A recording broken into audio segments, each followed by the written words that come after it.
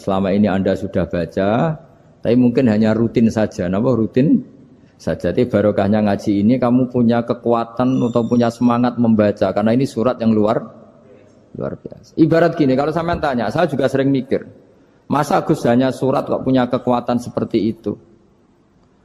Di dunia ini, kata Allah, mulai Nabi Adam sampai kiamat, gak ada yang bisa menandingi kekuatan kalimah. Kalimah itu kata-kata. Gak ada yang bisa menandingi kata-kata. Misalnya Anda nge-grab, berangkat, istri cuek, berangkat cuek. Itu beda dengan ketika meskipun satu kalimat. Wes Pak, muga-muga dilindungi pangeran, mugi-mugi jenengan selamat. Itu menjadi teduh dan semangatnya luar biasa, karena kayak mendapat support.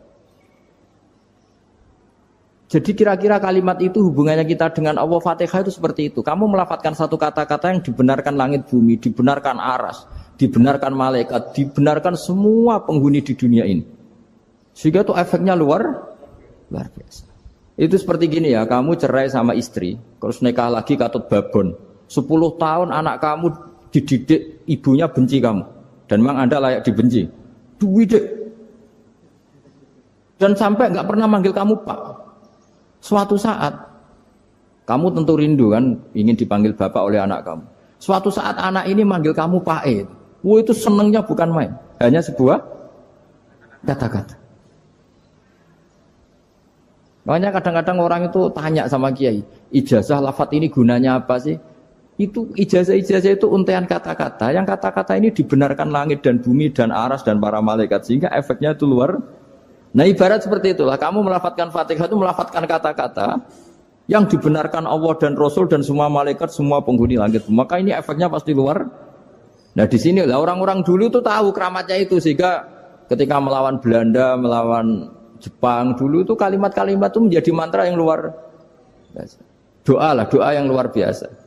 Tapi di era modern karena orang sudah tidak ngerti itu, dianggap itu mantra, jimat, khurafat, bid'ah, waduh ribet menemal.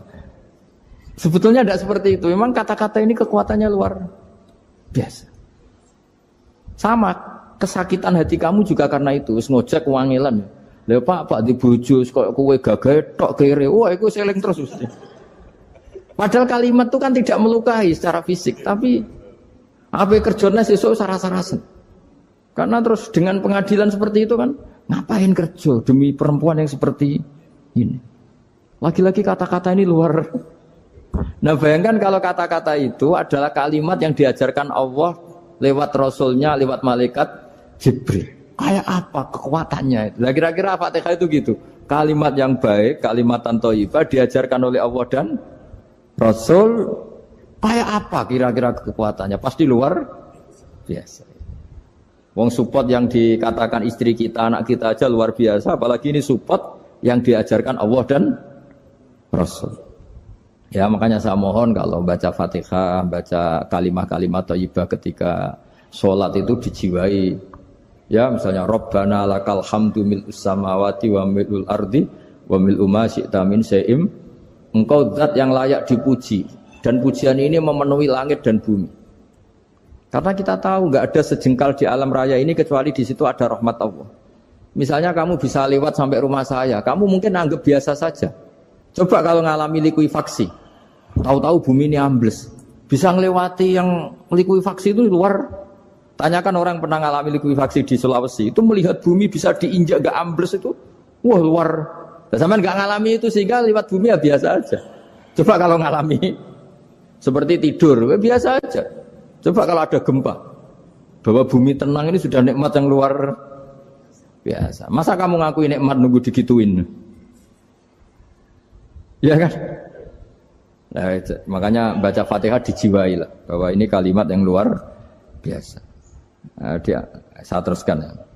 Warwa Muslimun fi sahihihi an Ibnu Abbas radhiyallahu anhuma annahu qala bainama Jibril alaihi salam qaidun dan Nabi sami anaqidan min fawqi farafa'a ra'sahu faqala hadza babun minas sama futihal yawma lam yuftah qaddu ilal yaum fanazala minhu malakun faqala hadza malakun nazza ilal ardi walam yanzil qattu illal yauma fasallim waqal absyir binuraini qad uti tahuma lam yu'tahuma nabiyyun qablak Fatihatul kitab wa khawatimu suratil baqarah.